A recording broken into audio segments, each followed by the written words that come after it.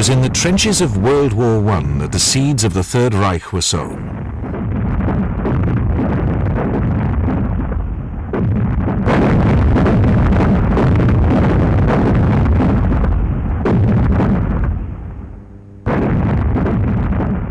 After fighting a hard and unrelenting war over 4 years, disillusioned German soldiers would return home to a country humiliated in defeat.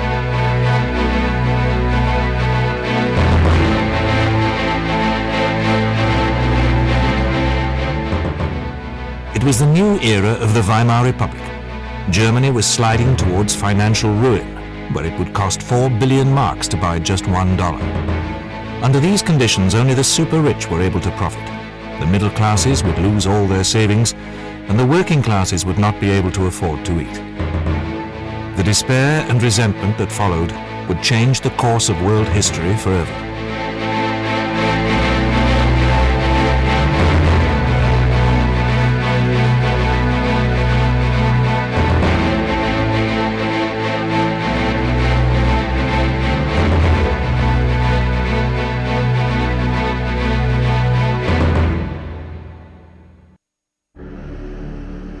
The spark that would ignite the firestorm of the Third Reich was one insignificant Austrian private in the German army, Adolf Hitler. Like many others, he could not stand the bitter taste of defeat, and his mind turned towards entering politics. Hitler returned to his adopted home of Munich in November 1918 to find a city in turmoil. In Munich, as in other cities in the defeated Germany, returning soldiers were forming revolutionary groups and bitter street fighting would regularly erupt. The country had been shamed by the conditions set by the Treaty of Versailles. Under the terms of the Treaty of Versailles, the German Republic lost a number of territories. It lost all Germany's overseas colonies.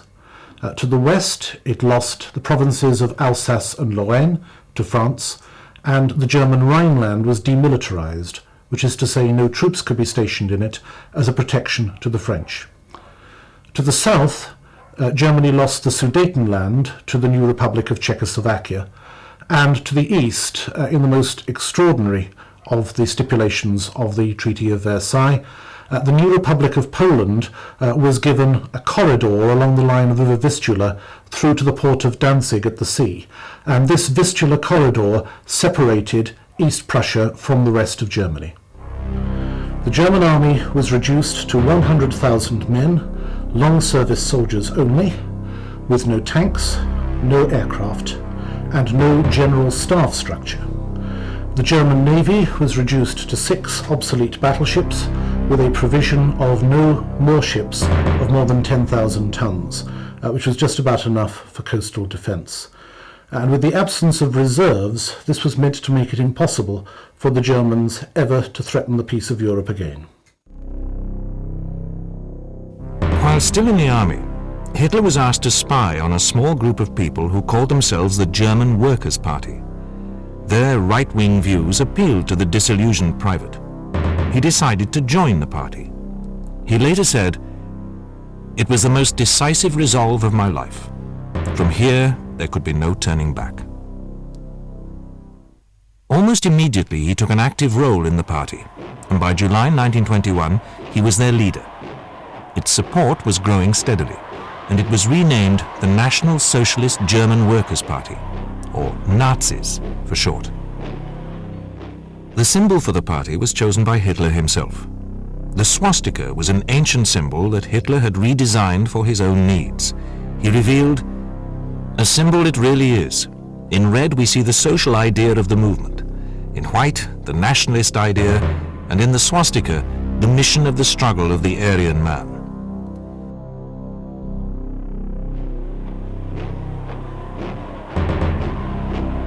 It was this time that the eventual hierarchy of the party was assembling. The faithful Rudolf Hess, always at Hitler's side, Hermann Goering, a swaggering wartime aviator who had received Germany's highest award for valor, and Ernst Röhm, a serving army officer.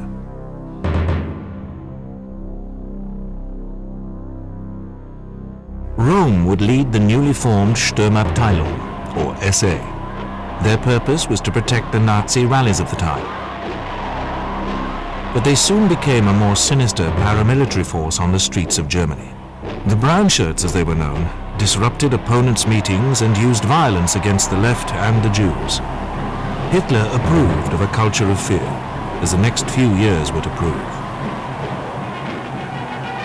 In September 1923, 200,000 people attended a rally in the ancient city of Nuremberg. Hyperinflation was tearing the country apart, and there were rumors of an attempted coup by the communists.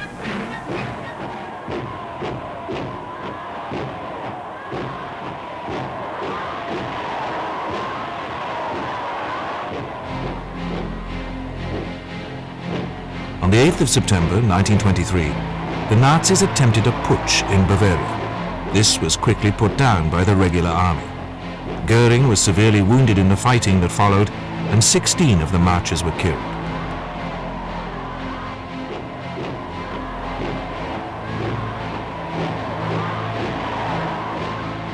Hitler was later arrested and was sentenced to 5 years in Landsberg jail. He only spent 9 months there and was able to write his book Mein Kampf, which was to become a bestseller.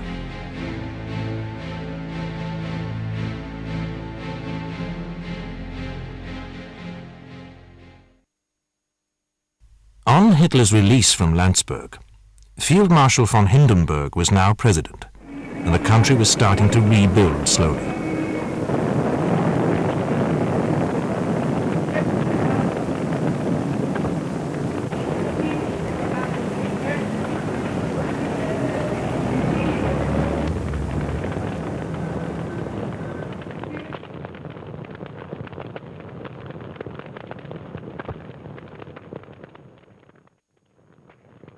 The next few years saw a slow growth in the party's fortunes, and in 1928 they managed to win 12 of the 491 seats in the Reichstag. The turning point for the Nazis was the Wall Street crash in 1929. It led to widespread poverty and unemployment in Germany.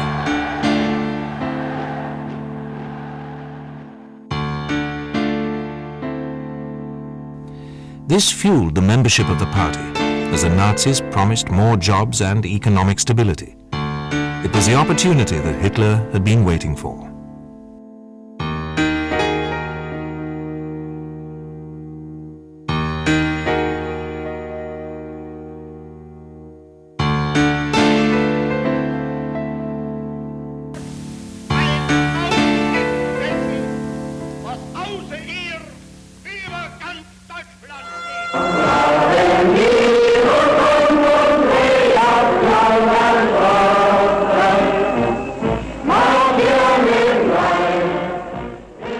In 1931 saw Ernst Röhm expanding the role of the SA, who by this time could put on a show of over 100,000 uniformed members, much to the dismay of the political authorities. By 1932, and despite a ban on the wearing of political uniforms, the SA's strength was up to 400,000. However, as they increased in strength, they also became a problem for Hitler.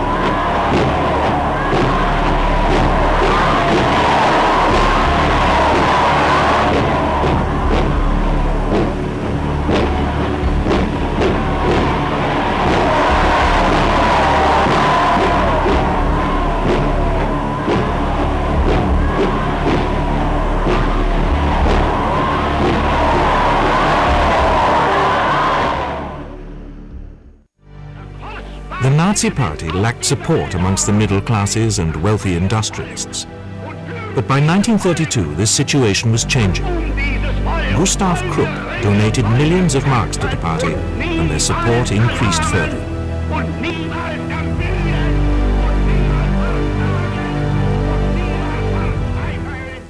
In 1932, Franz von Papen was appointed as Chancellor. He immediately scheduled elections, which spiraled into street fighting between the Nazis and the Communists. No party gained a majority. Further elections called in that year saw the Nazis become the largest party in the Reichstag, but without an overall majority.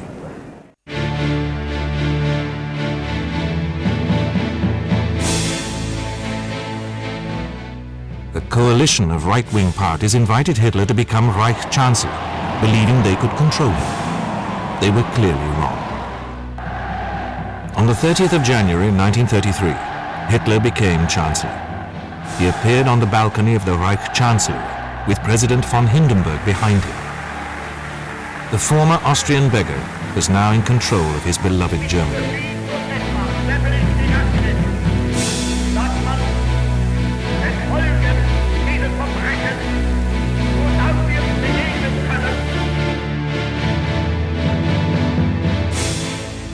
Hitler immediately set about consolidating his power. On February the 27th, the Reichstag went up in flames. Hitler blamed this on the communists and used it as an excuse to suspend all civil liberties. The Enabling Act was passed, giving him dictatorial powers.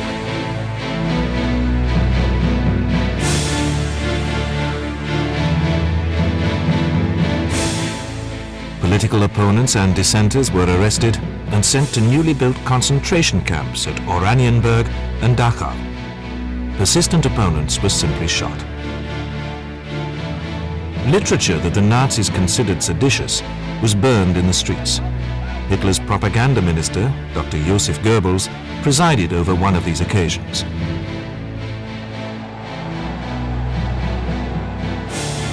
However, Hitler's grip on power was not yet safe.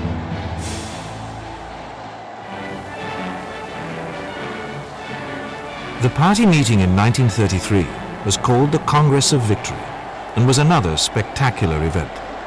Hitler once again used his powerful oratory to inspire the crowd. Wollen wir ringen und wollen wir kämpfen und niemals erlahmen und niemals ermüden und niemals verzagen und niemals verzweifeln.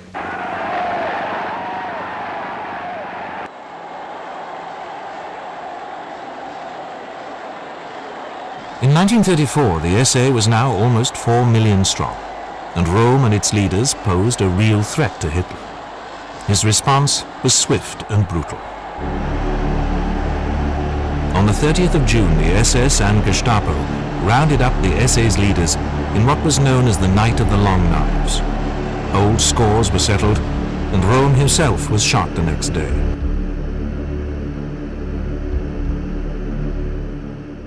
With the threat of the SA neutralized, Hitler's grip on power was complete. 2 days later, the SS, commanded by Heinrich Himmler, was granted the status of independent organization. This freed them to set about the tasks of eliminating all opposition to the Nazis. The road to power was complete. The road to war was just beginning. Propaganda was a powerful weapon for the Nazis. Triumph of the Will was a film of the party rally in 1934.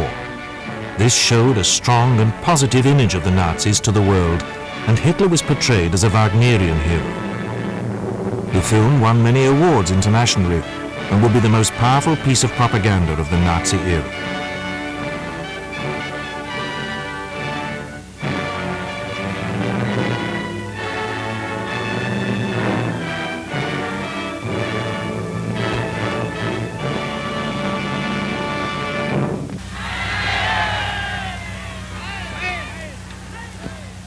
Mein Führer, ich melde.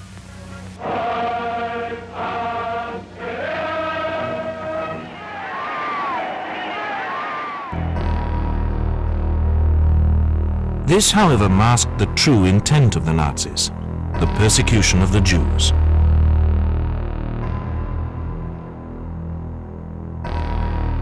Laws were passed depriving them of all their civil rights. The party coordinated attacks on Jewish businesses and synagogues. These attacks would culminate with the infamous Kristallnacht. Soon, even greater crimes would be committed against them.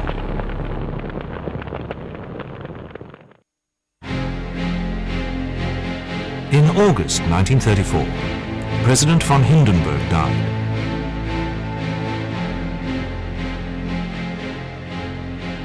Hitler now proclaimed himself Führer of the German Reich. Soldiers would now swear allegiance to him instead of Germany.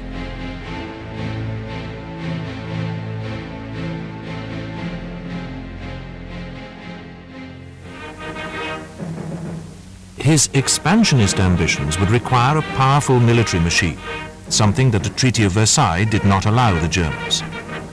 He ordered the creation of a Luftwaffe and the rapid expansion of the army.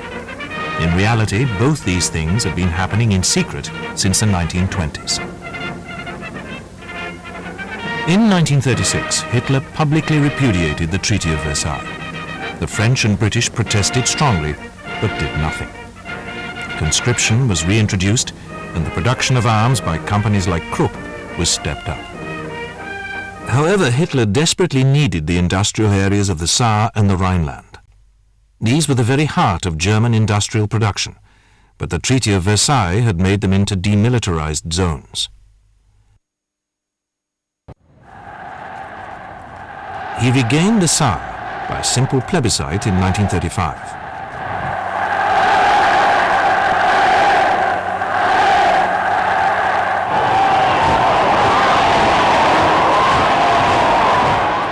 In March 1936, Hitler once again gambled on the inaction of the League of Nations and sent troops into the Rhineland. Once again, his gamble paid off. Once the Rhineland was regained, rearmament increased at a staggering pace. Diplomatically, the Germans still tried to convince the world of their desire for peace. Joachim von Ribbentrop, the German ambassador to London, was crucial to this smokescreen. Of Germany, that is, the entire German nation. A nation which, once and for all, has restored its sovereignty and which will never allow this sovereignty to be discussed again, but also a nation which wants nothing but freedom, equality and peace. Germany is convinced that also the British people, as well as the French people, want this new peace in Europe, based on a spirit of conciliation among equal sovereign powers. But as the Germans spoke peace, preparations for war continued.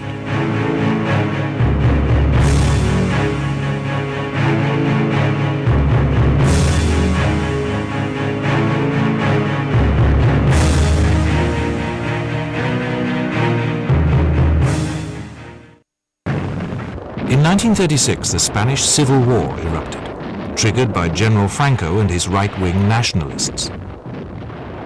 Both the Italians and the Germans sent supposedly volunteer forces to aid the fascists, people who wore Spanish uniform and were officially only there as volunteers rather than as members of their country's armed forces.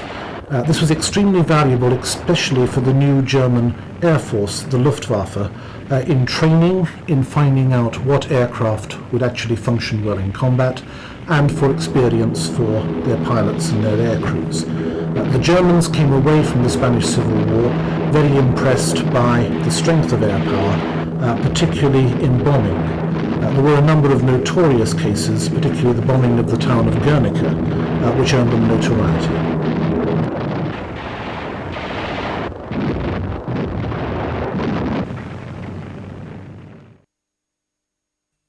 On the 12th of March 1938, German troops marched into Austria on the invitation of a newly installed Austrian Chancellor named Arthur Seyss-Inquart. Many of the Austrian people were sympathetic to Nazi ideals, and the occupation by German troops was meant to be a union of two sovereign states. In reality, the Anschluss, as it was known, meant the absorption of Austria into a greater Germany. Hitler was beside himself with joy. His beloved Germany was finally united with his homeland of Austria.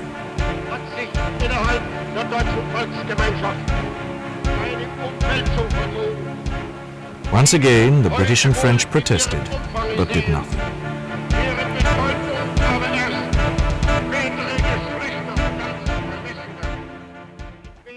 Now Hitler turned his attentions to Czechoslovakia, the state that he insisted had no right to exist. Feldzug vollzogen. Bordering Germany was an area of Czechoslovakia called the Sudetenland. This is where most of the Czech defences were located. Hitler called for the return of this to Germany. The Czechs refused. In 1938, Hitler declared himself the supreme commander of all German forces and immediately mobilized his Wehrmacht.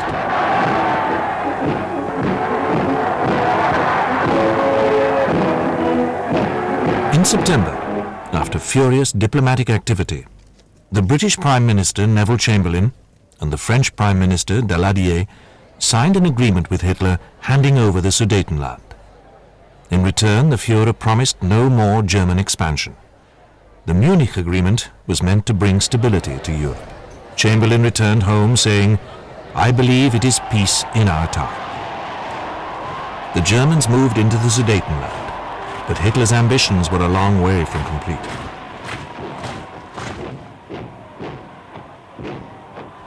The Wehrmacht continued to occupy the rest of Czechoslovakia. Hitler flew into Prague, declaring that Czechoslovakia had ceased to exist. War was now becoming inevitable. After the occupation of Czechoslovakia, there was a flurry of diplomatic activity in Europe. In May, Germany and Italy announced the Pact of Steel.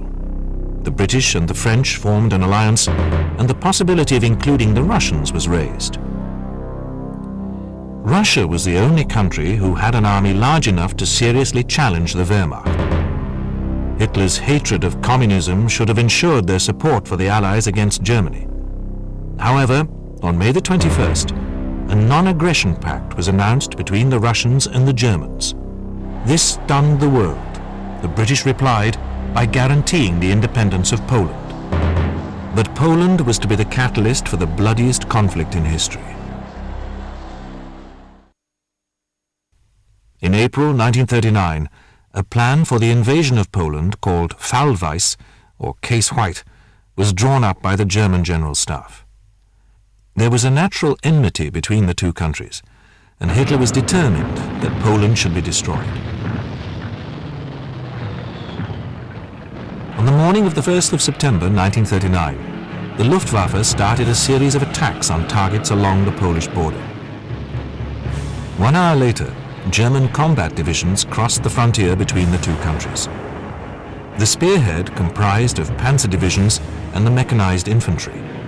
They raced around the flanks at high speed, cutting off supply lines and communications. The following artillery then pounded the bulk of the encircled Polish forces.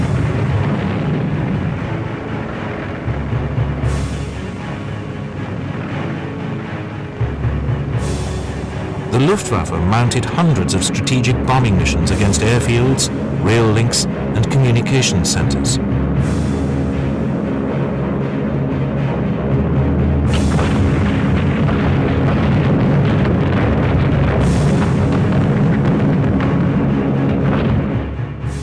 General von Rundstedt's Army Group South pushed towards Krakow and Lodz, and then on to Warsaw. General von Bock's Army Group North would drive south and west across the Polish corridor. The panzers at the spearhead of the attack were commanded by a brilliant General Heinz Guderian. The speed of the attack was breathtaking, with the panzers covering an average of 18 miles a day. The Allies demanded that the Germans withdraw immediately, but this was ignored. As a result, Chamberlain announced on the 3rd of September at 11 a.m. that Britain was now at war with Germany. Although Britain and France declared war on Germany over the German attack on Poland, they made no effective military moves to help the Poles, and that meant that the Polish defeat was more or less inevitable. The German army's tactics were to attack in a double pincer movement designed to cut off the Polish armies. The technique was spectacularly successful. The Luftwaffe's attacks had all but wiped out the Polish Air Force and severely disrupted communications and supply.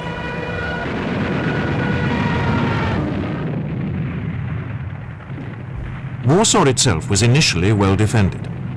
A counterattack by Polish forces proved unsuccessful. On the 15th of September, the Germans told the Poles to surrender or be destroyed. The Poles chose to fight on.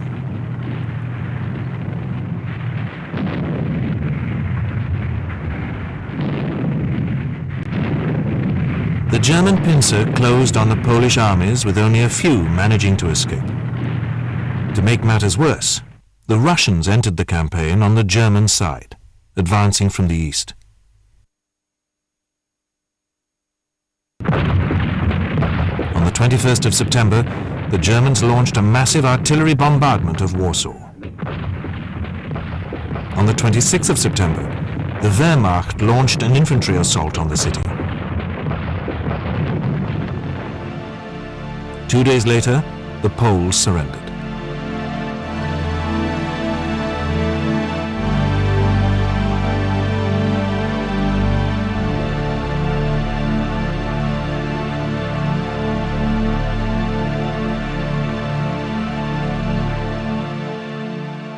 German tactics had been decisive. The use of air power in such a shock, devastating attack, coupled with this encircling attack from three sides, produced a new word, blitzkrieg, lightning war. Poland's territory was split between the Germans and the Russians. Hitler flew in to take the victory salute in Warsaw. He announced that Poland had ceased to exist.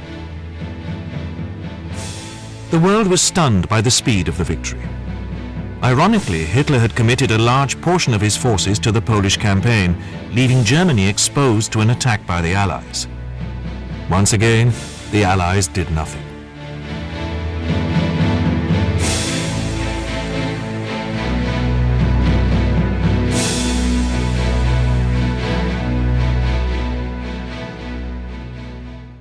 The months of inactivity that followed were dubbed the Phony War.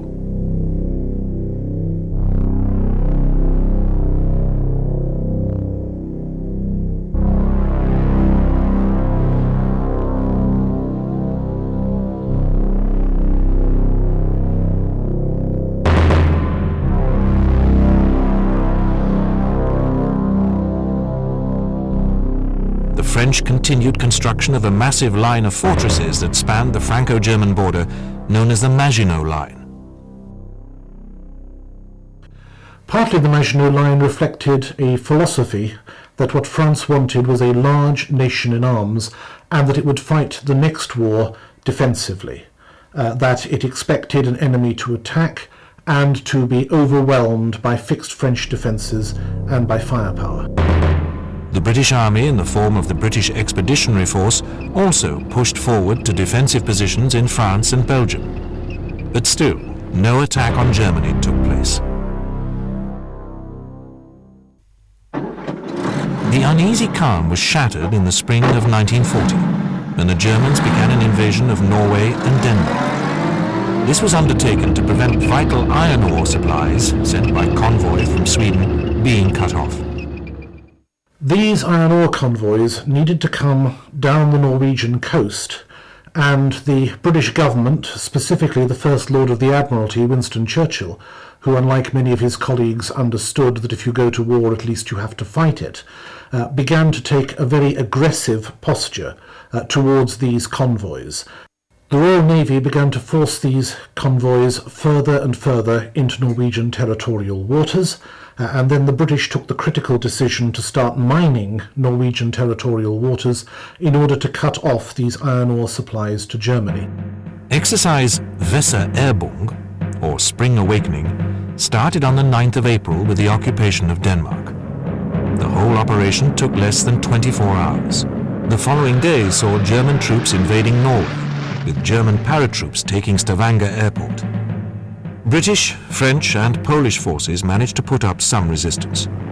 In the waters off Norway, the British Navy managed to cause considerable destruction to the German ships in the port of Narvik. The loss of so many ships would have repercussions on German naval power for the rest of the war. The losses of the Norwegian campaign left the Germans with virtually no ships left to support either their campaign against France, beginning in May 1940, or the subsequent plans for the invasion of Britain.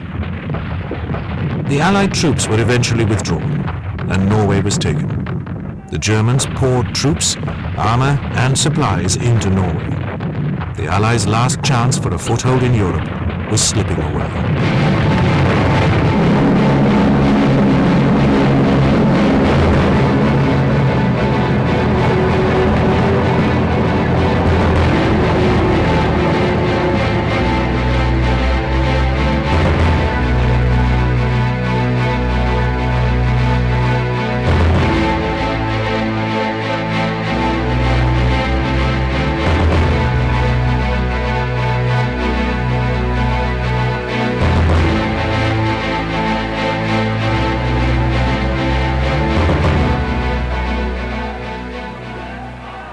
The defeat in Norway and Denmark was the final straw for the disillusioned British Prime Minister Chamberlain.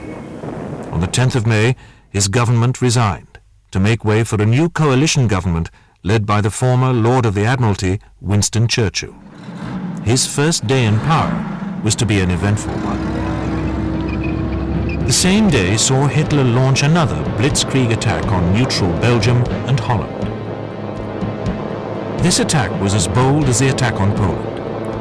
The supposedly impenetrable fort at Eben-Emael on the Belgian-German border fell to a team of paratroopers who landed on its roof in gliders. Army Group North, under General von Bock, flooded west towards the sea, supported by waves of screaming Stukas and bombers. This was the attack that the Allies had been expecting, and the French and Allied troops wheeled around west to face the oncoming Germans. However, the attack from the north was a feint to draw the Allies away from the main thrust of the attack. The Ardennes forest in Belgium and Luxembourg was dense, with steep ravines. The Allies considered the terrain to be impassable, so left the area lightly defended. However, the forests meant that the miles of panzer columns of Army Group A under von Rundstedt were hidden from view. The panzer columns smashed their way through the forest, clogging up the miles of dirt tracks.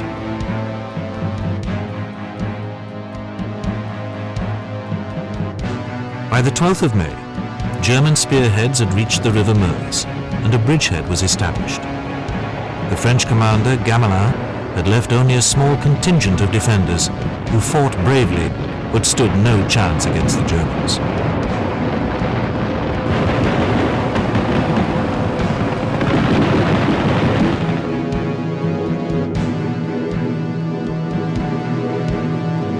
In Holland, heavy bombing almost leveled the port of Rotterdam, and in the face of an overwhelming German onslaught, the Dutch surrendered.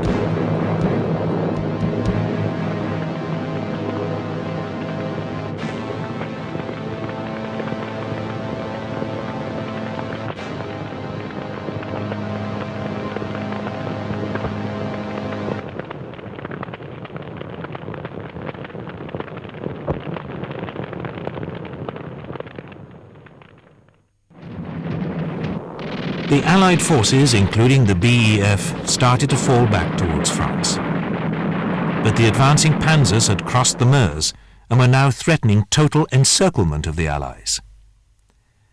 The Maginot Line had been completely bypassed, leaving hundreds of thousands of French troops useless. On the 15th of May, the panzers flooded into France with the ever-present Luftwaffe in support. They only faced sporadic French opposition. By the 20th of May, the panzers had reached Abbeville. A determined counterattack by British tanks at Arras stunned the Germans, but was soon overcome. The Allies now ordered an immediate retreat. General Gort ordered an evacuation at Dunkirk, but the Germans were tightening the noose, and speed was of the essence. On the 28th of May, the Belgians signed an armistice, and the final onslaught began against France.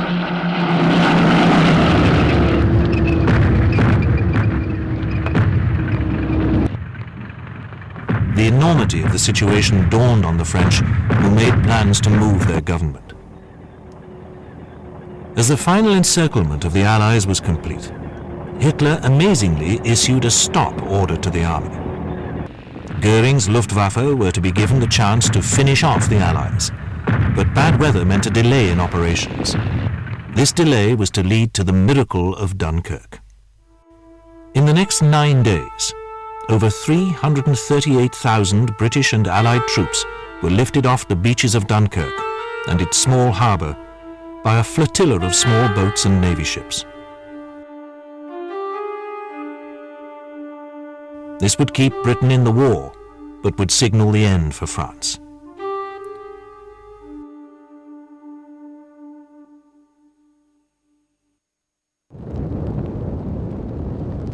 With all effective resistance out of the way, the Germans turned south to push deeper into France.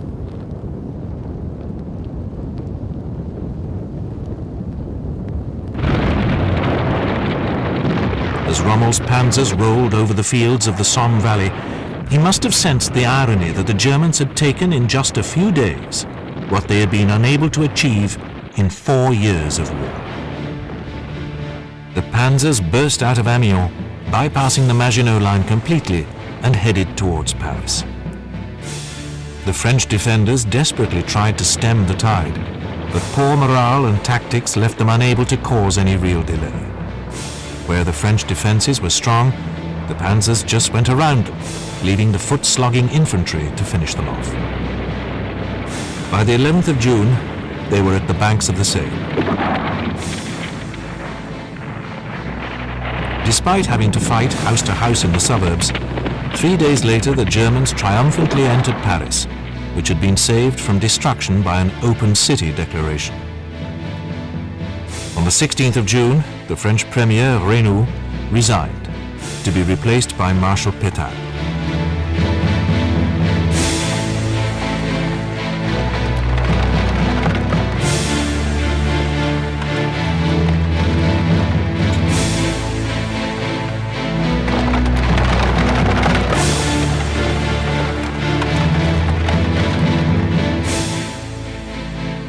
By the 20th of June, France's defeat was complete.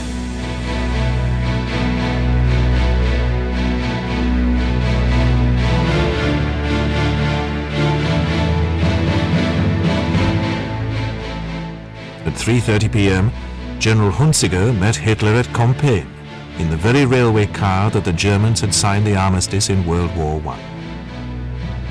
Pétain agreed to all of Hitler's terms, and the armistice was signed.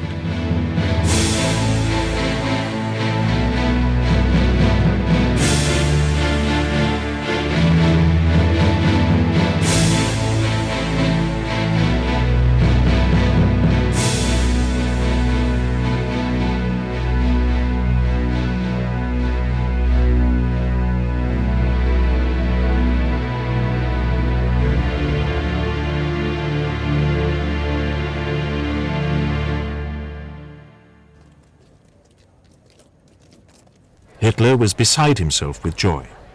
Germany had control over Western Europe. Only the British remained.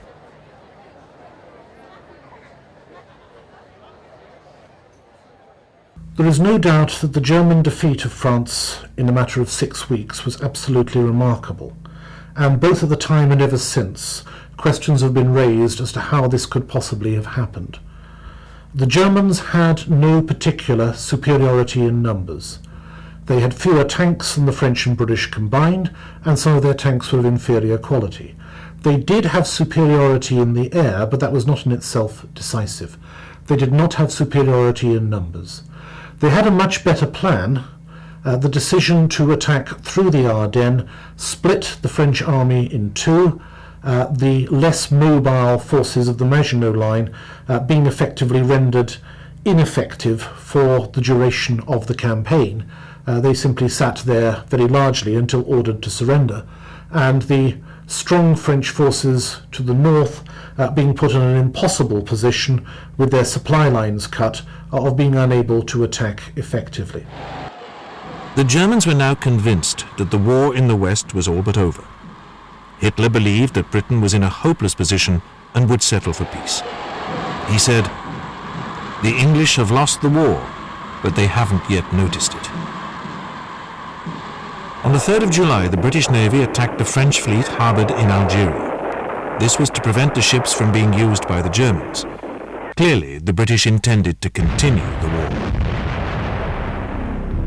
On the 16th of July, Hitler issued a directive for a proposed invasion of Britain called Sea Lion. The target date was set for mid-August. However, without adequate naval support, it would be difficult. First, the Luftwaffe would have to dominate the skies. This would mean the Royal Air Force would have to be destroyed. Luftwaffe aircraft outnumbered the RAFs by 2 to 1, but the margin between fighters was closer. 800 Me-109s faced more than 700 Spitfires and Hurricanes.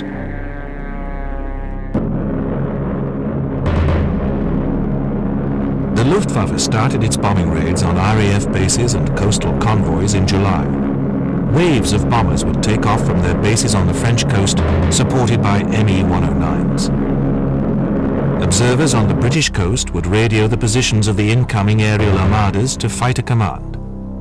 Air Chief Marshal Sir Hugh Dowding, head of Fighter Command, knew that an all-out attack on the incoming bombers would risk decimating the fighters, leaving Britain exposed. So he was cautious with his deployment of the RAF squadrons. Even in small groups, the Spitfires and Hurricanes at first could not match the battle-proven tactics of the German pilots. But as the days progressed, they learned much from the Luftwaffe, and slowly the tide turned. By the end of July, it became obvious that the Luftwaffe's strategy was not working. Goering had underestimated the abilities of the British fighters and the resolve of their pilots. Radar was also playing a major role.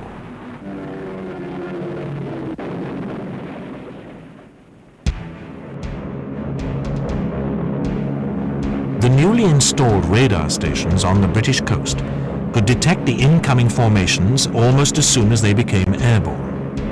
In response, Hitler ordered a massive and continuous onslaught codenamed Adlerangriff, or Eagle Attack. The first waves of bombers were launched on the 13th of August. They managed to destroy 13 RAF aircraft in the air and 47 on the ground. But the Germans lost 46 aircraft of their own. The RAF fought hard and inflicted heavy losses on the Luftwaffe over the next few days. Bad weather would delay many of the German attacks.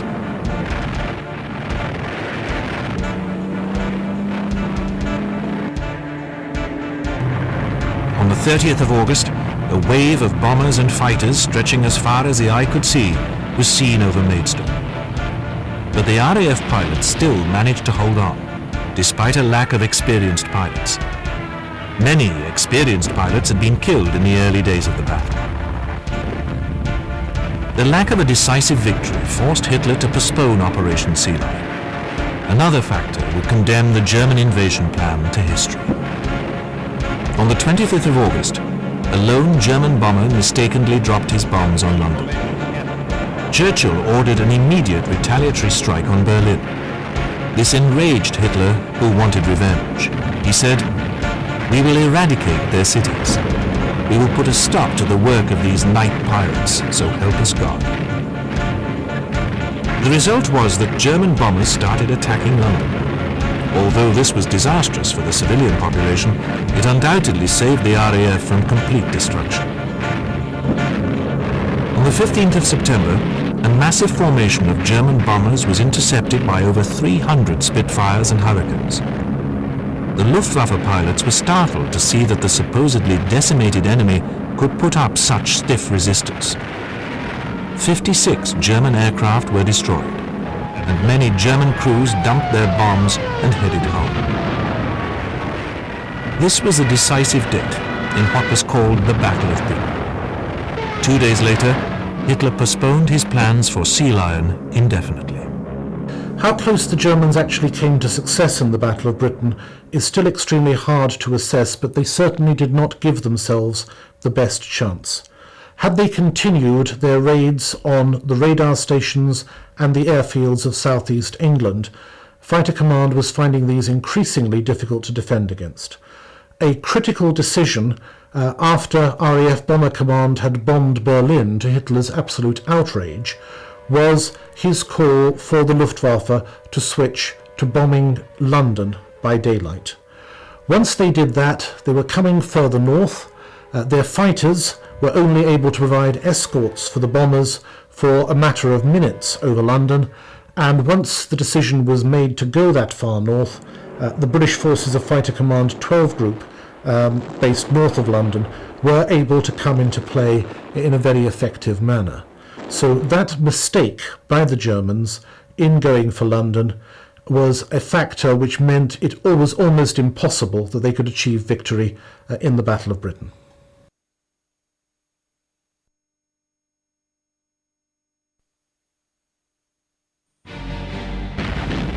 On the 28th of October 1940, Mussolini launched an attack on Greece.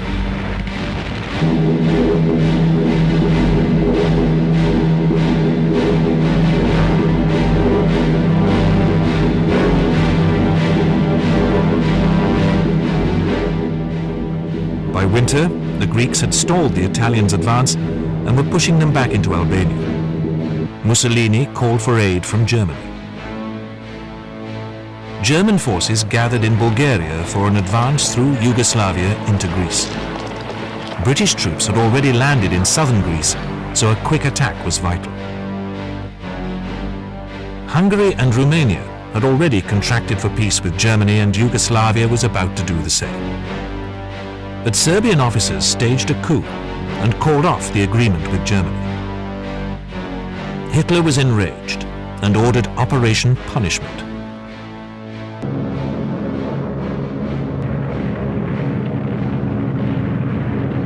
Waves of Luftwaffe bombers pummeled Belgrade to rubble, while German troops bypassed the capital and headed south.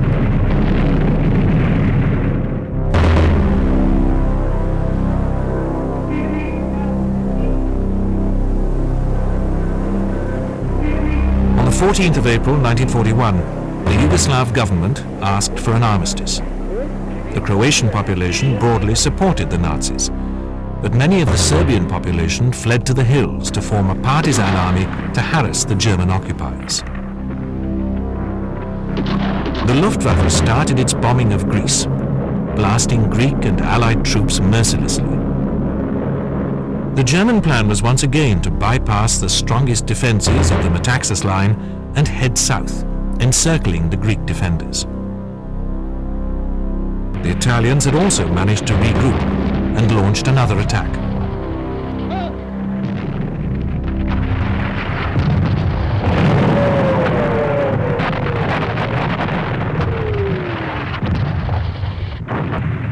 In mid-April, the British ordered a retreat southwards, as German armour and infantry flooded forward on two flanks to surround them. The resulting withdrawal just managed to stay ahead of the advancing panzers. The flashpoint was the Corinth Bridge over the Corinth Canal, which was vital for the escape of the Allies. An operation by German paratroops managed to capture the bridge, but the Allies managed to destroy the bridge as the Germans crossed it.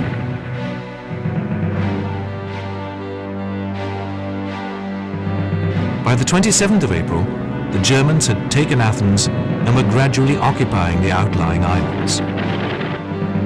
By the 28th of April, the Germans managed to cross the Corinth Canal, capturing 7,000 Allied troops who had still not been evacuated.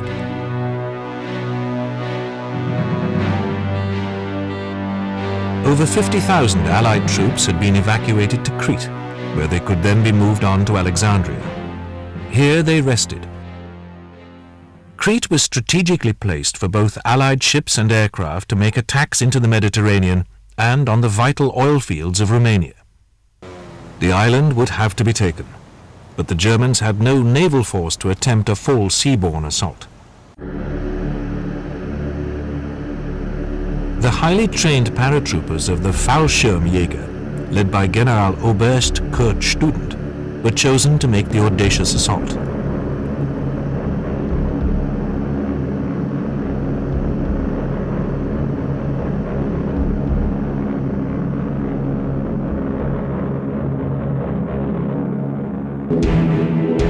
On the 20th of May, the skies filled with parachutes over Malmö and Calais.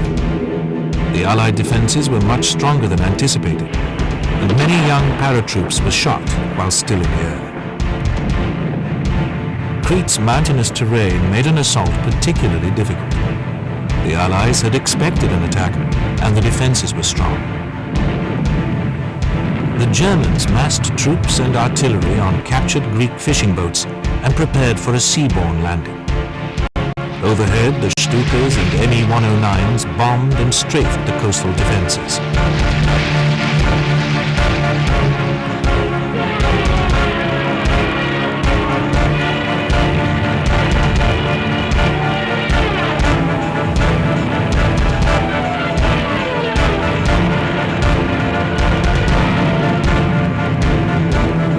A flotilla of transport aircraft filled the skies as paratroops dropped on Heraklion and Retigon, taking heavy losses.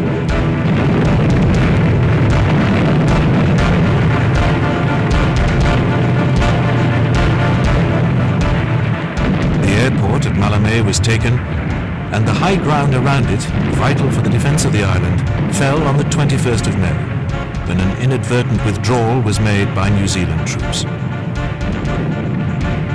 More troops poured onto the island from the airport, and an Allied withdrawal over the mountains to Slovakia was ordered. On the 27th of May, the Royal Navy started evacuating troops to Alexandria. However, heavy losses meant the evacuation was soon called off, and 5,000 Allied troops were left to surrender to the Germans.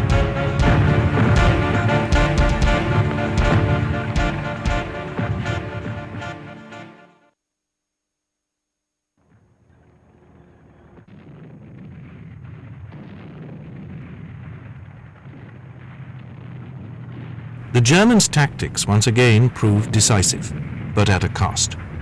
They lost 44% of their airborne forces. This persuaded Hitler not to launch another airborne operation. He told Student, "The days of the paratrooper are over. The parachute weapon depends on surprise. The surprise factor has now gone." But 3 years later, the Allies would use paratroopers to devastating effect. The remarkable thing about the German campaign is the way in which, controlling the air, they were able to move at very high speed through the mountainous terrain of both Yugoslavia and Greece. In particular, the use of airborne forces, first to capture the crucial bottleneck of the Corinth Canal, and then in the greatest airborne operation in history, up to that date, to secure the island of Crete, marked a remarkable achievement in warfare. The campaign in the Balkans was an unnecessary diversion from Hitler's next great plan, the invasion of Russia. The two countries had signed a non-aggression pact in 1939, but neither regime fully trusted the other. Hitler was convinced that it was only a matter of time before the Russians attacked Germany. He also regarded the Slavs as subhuman and vowed they would be exterminated. Their land was to be used for Lebensraum, or living space for the German people. The invasion plan was christened Operation Barbarossa. Military planners had doubts about the campaign from the start. The front would stretch from Archangel in the north to Astrakhan on the Caspian Sea, a distance of some 1,200 miles. Hitler decreed that it would be a war of extermination, and that German soldiers would not be bound by the rules of warfare of the Hague Convention. The war against Russia will be such that it cannot be fought in a gentlemanly fashion. This struggle is one of ideologies and racial differences, and will have to be conducted with unprecedented, merciless, and unrelenting harshness. This was a portent of the atrocities to come. Barbarossa began just after 3 a.m. on the 22nd of June 1941. German artillery erupted in a deafening barrage. Hundreds of bombers poured across the frontier, attacking troop concentrations. Then the panzers started to roll. From the Baltic to the Carpathian Mountains, German bombers kept up their attacks on airfields and Russian troops, destroying at least 1,800 aircraft on the first day.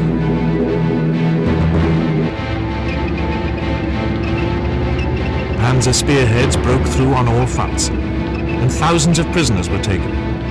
Stalin refused to believe what was happening. Right up to the day before the attack, the Russians had been delivering war materials to the Germans.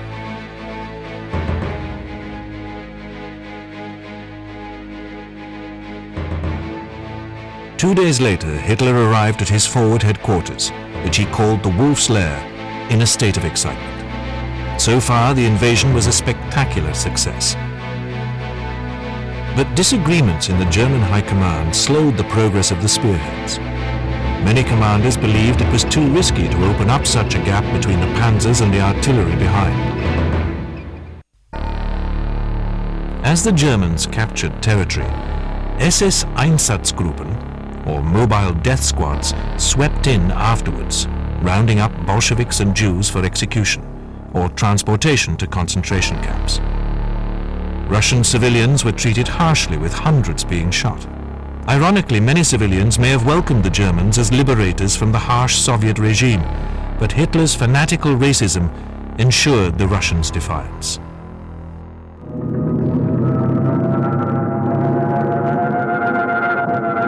The Germans had attempted an encirclement of the Red Army at Smolensk, but after a determined counterattack, more than 100,000 Russian troops managed to escape the German pincers. But over 300,000 Red Army troops were captured. As the panzers pushed forward, small groups of Russian soldiers were left between them and the advancing infantry. These groups were a major irritant to the German forces.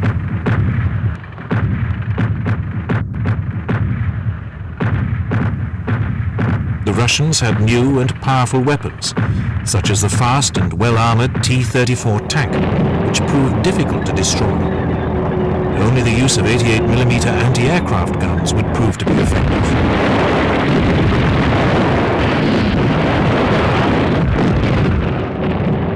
The German goals were still within reach as the Germans pushed forward. Moscow was in range of Luftwaffe bombers, and on the 22nd of July, bombing of the city started.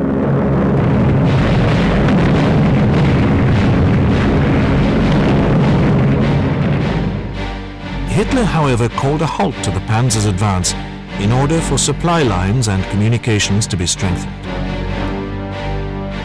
But the Germans had underestimated the strength and determination of the Red Army.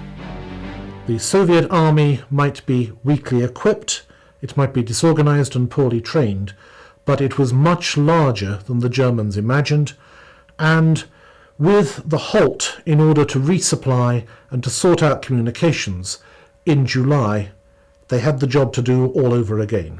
There was a very strong argument for concentrating forces and pressing on to Moscow.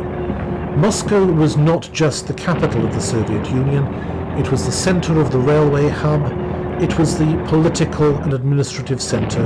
Seizing Moscow might perhaps have led to the collapse of the Soviet Union. However, in what remains an immensely controversial decision, Hitler put his orders against this. Hitler thought that the main offensive should now push towards the wheat fields of the Ukraine and the vital oil fields of Baku. For weeks, arguments amongst the German command would leave the panzers stalled.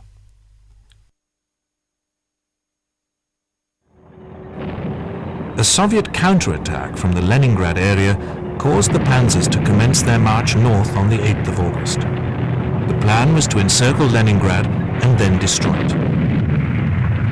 By September, the Germans had moved within artillery range of the city and had started a fierce bombardment. Before long, the city would face an unrelenting siege that would last over 900 days.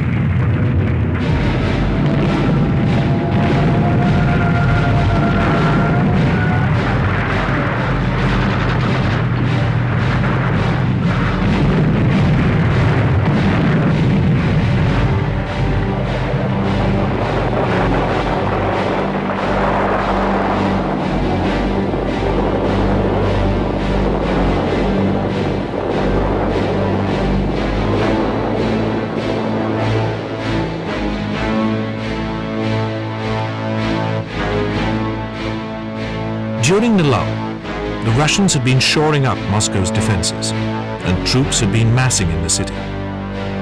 Almost the entire population of the city had taken part in digging anti-tank ditches and defenses.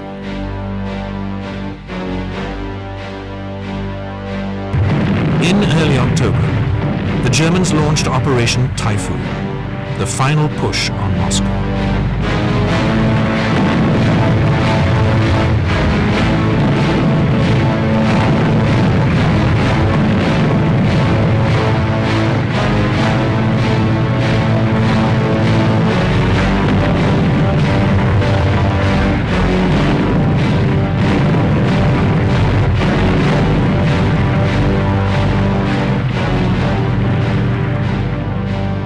However, their supply lines were vulnerable, and food and fuel was running low. But the Russians had an important ally. Typhoon, beginning in September, almost immediately ran into trouble. It wasn't the cold, it was a peculiarity of the Russian climate, of a quick frost followed by a thaw producing mud. Very few of the Soviet roads of the period were hard-metalled roads. Most of them were packed earth, and the effect of this was to turn the roads into muddy quagmires. This slowed up the German advance, coupled with a very strong Soviet resistance, until the deep cold of November-December. Heavy rain and high winds hindered the Germans' advance until November, when the ground was frozen. Instead of digging in for the winter, the Germans attempted to advance further. They reached within 30 miles of Moscow. The weather would now prove decisive. Temperatures would drop to minus 50 degrees at night. The Germans did not have the necessary equipment to fight in such a harsh environment. The oil in tank engines froze, and troops did not have winter uniforms. Frostbite would eventually injure more soldiers than the Russians.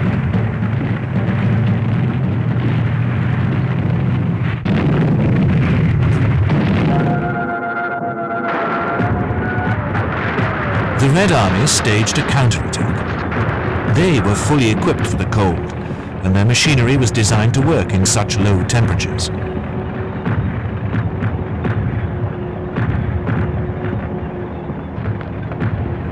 In the battles that ensued, German panzers reached the very outskirts of Moscow.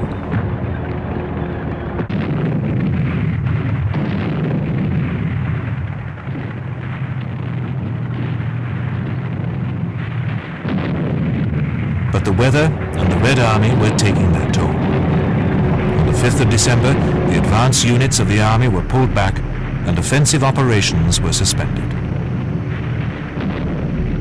Field Marshal von Bock advocated a retreat of 50 miles to a defensive line, but Hitler issued orders that even limited retreats were unthinkable.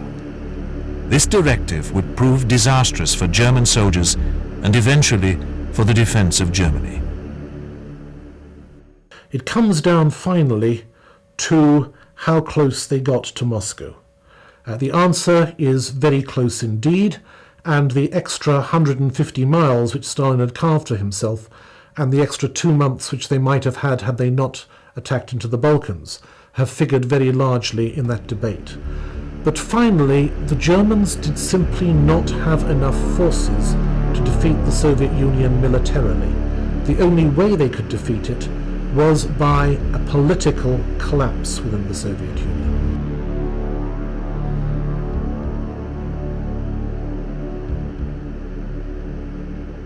With hindsight, if you wish to pick the week in which the Second World War was won and lost, it is that week beginning the 5th of December 1941. As Operation Typhoon peaks, 2 days later, on the far side of the world, the Japanese attack the American Pacific Fleet at Pearl Harbor, and then, loyal to their alliance with the Japanese, a few days later, the Germans declare war on the United States, not the other way around. And the effect of this, linking the war in Europe with the war in Asia, is to transform this into a truly global war, the Second World War.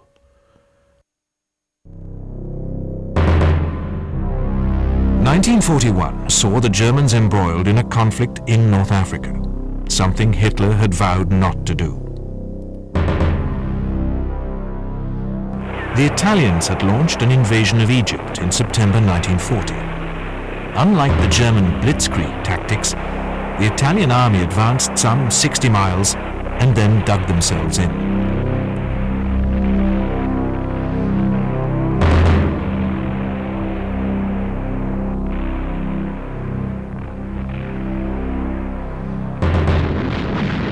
On the 7th of December, the British tested the Italians' defences with a two-pronged attack.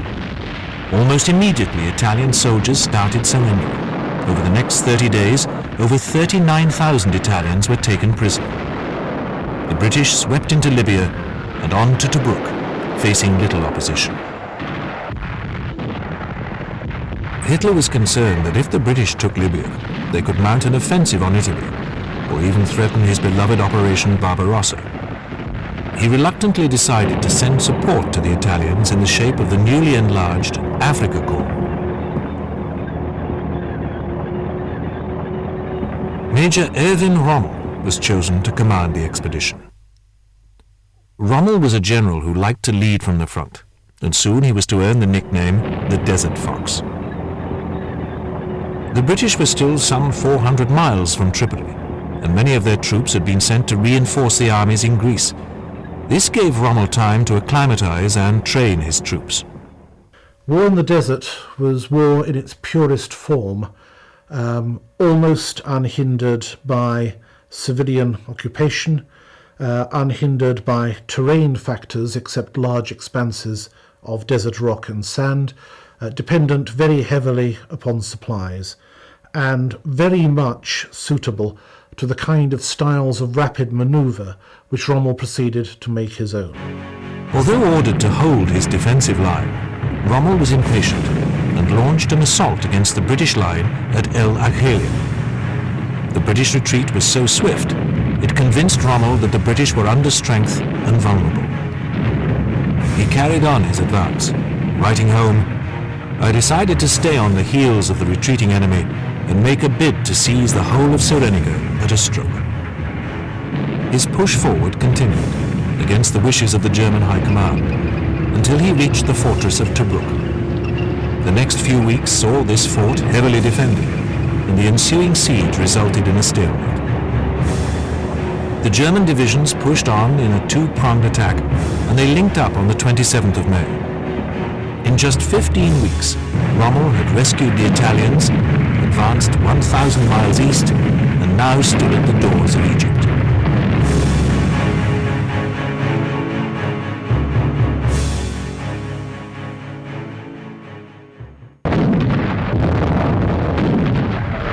In June, a British counterattack called Operation Battle Axe attempted to take the Halfaya Pass. As the British advanced, Rommel sent panzers around their flanks in an attempt at encirclement. Heavy tank losses were inflicted on the British, and only a swift retreat prevented the British divisions being trapped. The victory greatly enhanced Rommel's reputation. Over the next few months, the British and the Germans engaged in a number of battles. So the campaign in North Africa becomes rather like stretching an elastic band. The Germans attack out to the extent of their ability, run out of supplies, are weakened as a result. The British counterattack, the Germans fall back on their supplies, and the campaign moves back and forth up and down the coastline. The British troops called it the Benghazi Handicap, from the number of times they had been through that town in the course of the battle. And time again, Rommel is told from German higher headquarters he is not to advance, and that he cannot be given the supplies and particularly the fuel to help him advance. With the British controlling Malta, with the difficulties of convoys through the Mediterranean, with the Royal Navy and the Royal Air Force active in the Mediterranean, fuel is Rommel's critical issue. And time again, he disregards his orders and attacks forwards, and he very nearly makes it. Operation Venezia on the 26th of May saw an offensive which was vital to ensure Rommel's supply lines. His battle plan was daring. He would feint a frontal attack, all the time moving his tanks in a wide sweep behind the Gazala line and down on the sea. This was a gamble, as the Panzer's supply lines would be stretched to the limit. By the 1st of June, his plan had succeeded, and the supply lines were kept open. Rommel wanted a thrust to the Suez Canal, and on the 23rd of June, after the fall of Tobruk, his new offensive started. However, determined British resistance slowed his advance. The turning point in Africa came with a new British commander, Lieutenant General Bernard Law Montgomery. He promised a determined stand at the El Alamein line. The lull in fighting bought much-needed time to reinforce and resupply the British Eighth Army.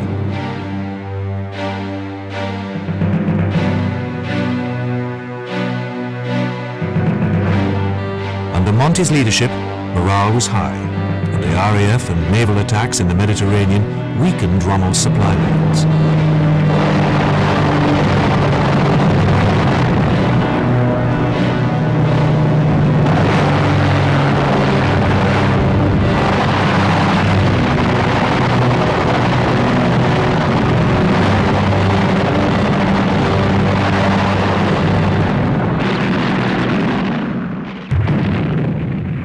The Germans launched a crucial offensive on the 30th of August.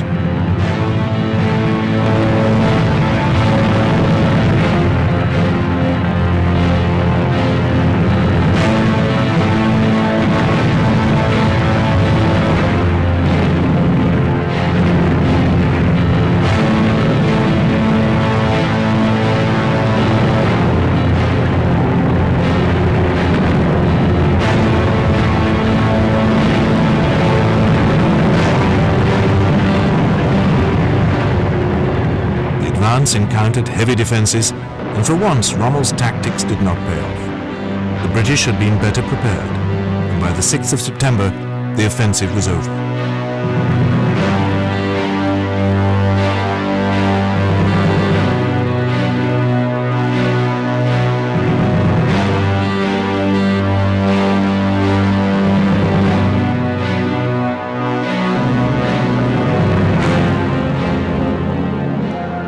The RAF had gained superiority in the air and were constantly pounding the German troops.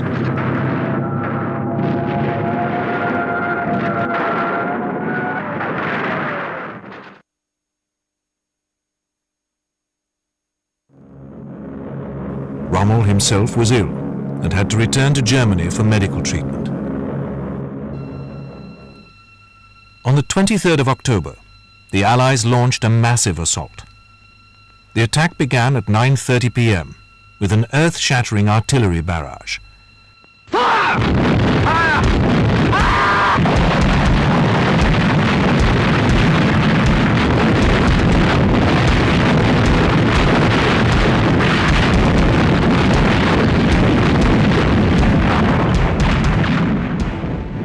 Rommel was still in Germany, and on hearing the news, he immediately flew back.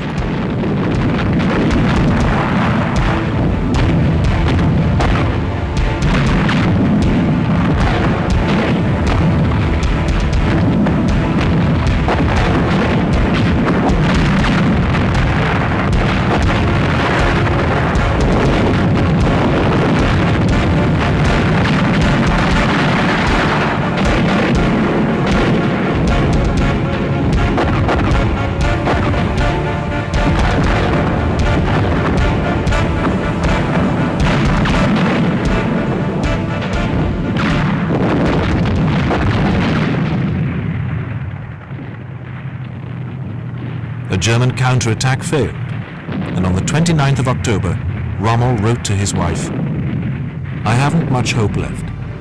It is obvious that from now the British will destroy us bit by bit."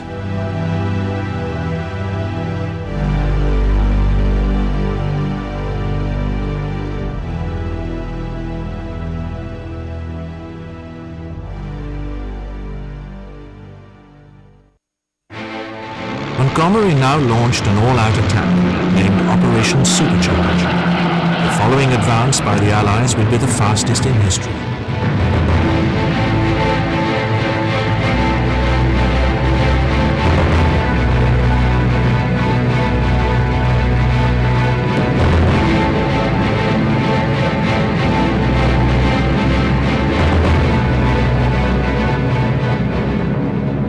undersupplied German divisions fought back to no avail.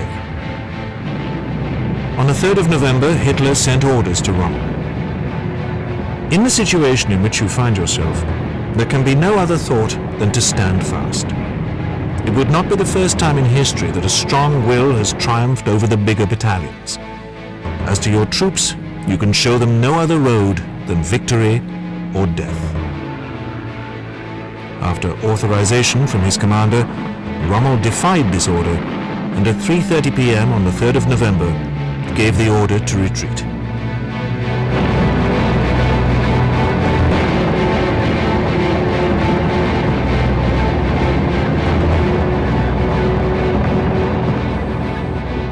Despite a counterattack the following February, the retreat would end in surrender and evacuation for the German and Italian forces. Hitler's hopes of seizing the Suez Canal were shattered. Hundreds of thousands of troops would fight no more. Those that escaped dug in on Sicily. The Mediterranean was now controlled by the Allies, and it would not be long before they would be attacking on the mainland of Italy.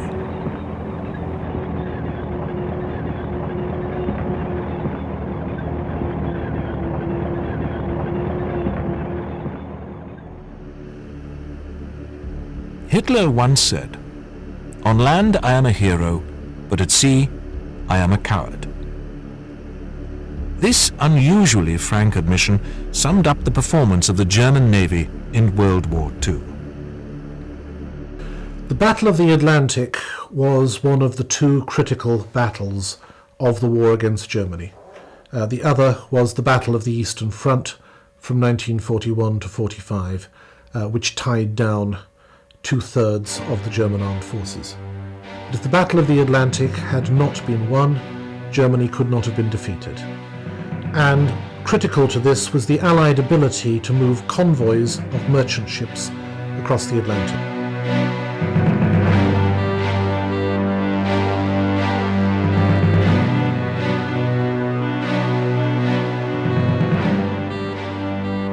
In the early months of the war, Admiral Raeder, the commander of the German Navy, was instructed to let loose his ships on the Atlantic. The convoys of supply ships were harassed by the German pocket battleships.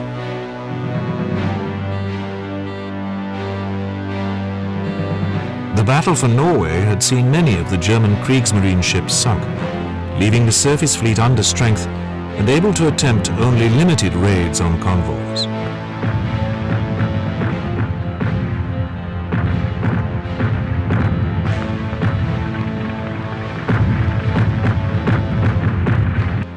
Where the surface fleet had limited success, the German U-boats were an ever-present menace in the icy waters of the Atlantic.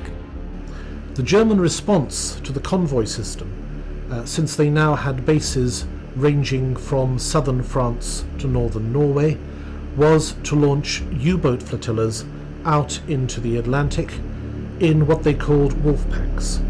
The idea behind the wolf pack was that if one U-boat detected a convoy, it would not automatically attack itself, but using radio, attempt to assemble as many U-boats as possible.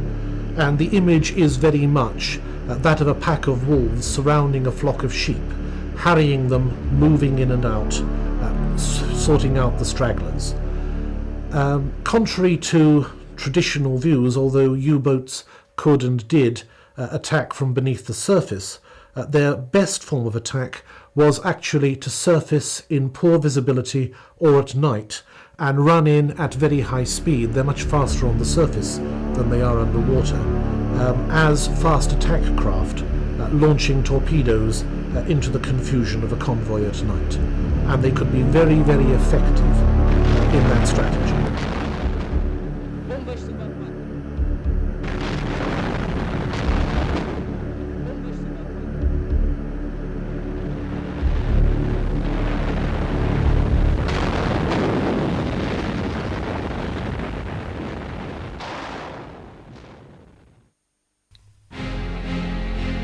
During the early years of the war, German U-boats had achieved a measure of success. In June 1940, new tactics meant 30 ships were sunk despite there being only 6 submarines on patrol. For the submariners of Dönitz's Grey Wolves, This was to be known as the Happy Tide.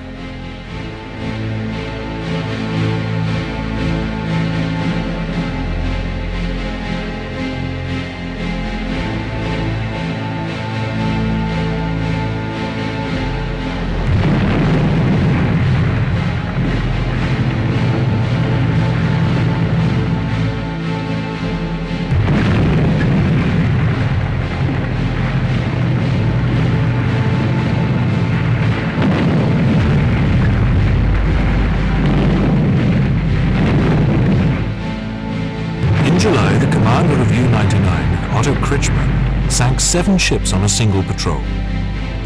The sinkings of convoy ships were propaganda coups for the Nazis.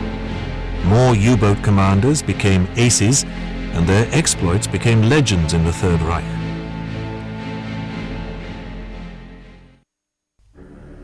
A typical example of the carnage a wolfpack could cause was the attack on convoy SC-7. The convoy of 34 ships had 2 sloops and a corvette for defense. On the 5th of October 1940, a lone U-boat spotted the convoy. After radioing for support, it sank 2 of the ships and then submerged.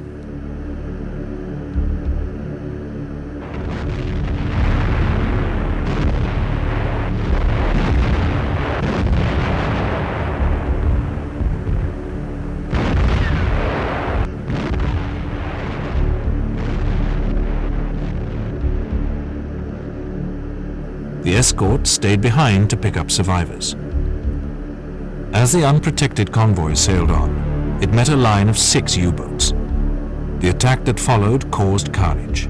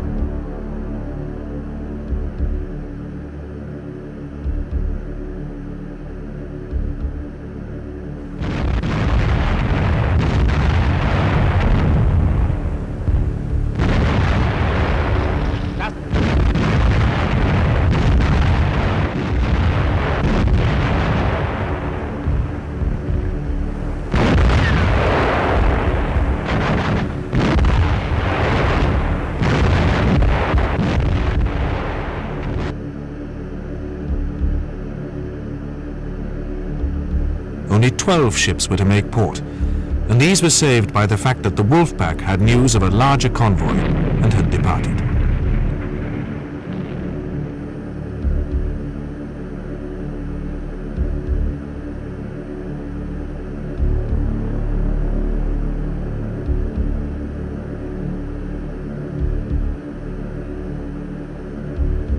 But attacks wouldn't always go the U-boat's way. The familiar ping of sonar from an approaching ship would be followed by the explosions of depth charges.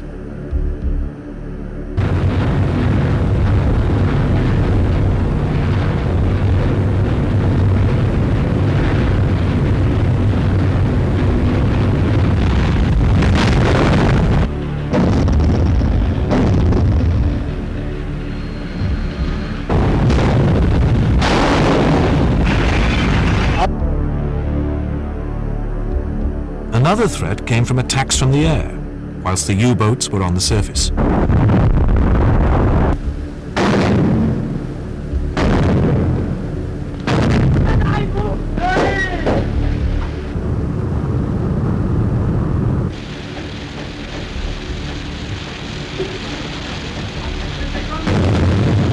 Submariners were a breed apart.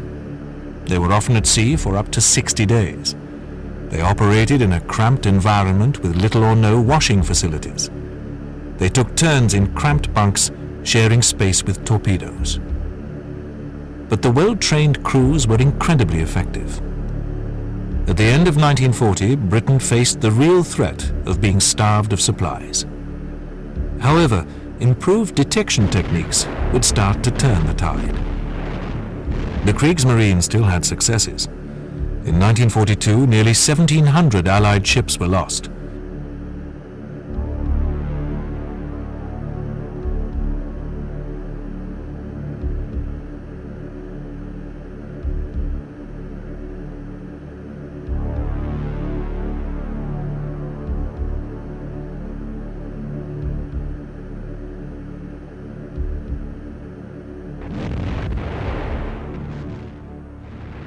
The convoy system, bringing merchantmen together with protection from warships, was the basic defence against the wolf pack.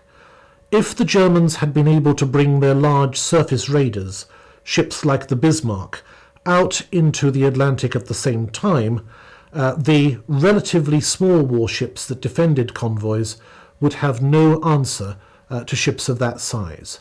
If they had ever been able to do that, they would have been able to pose a much greater threat by simultaneously threatening the convoys with large ships, therefore the convoy would have to disperse, and with wolf packs, which would harry the dispersed ships.